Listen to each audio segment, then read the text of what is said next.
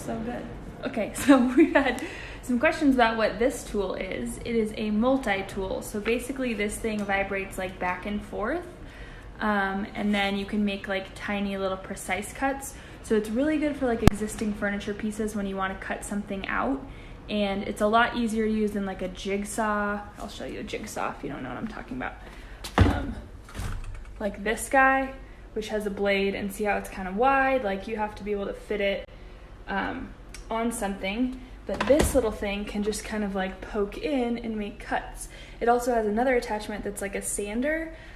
So this is a good tool besides like a drill if you're just starting out like building your tool collection. This is a really good one because it is a multi-tool, like it does multiple things. But yeah, I like it for furniture because I don't have to take a piece of furniture apart. I can just like cut out.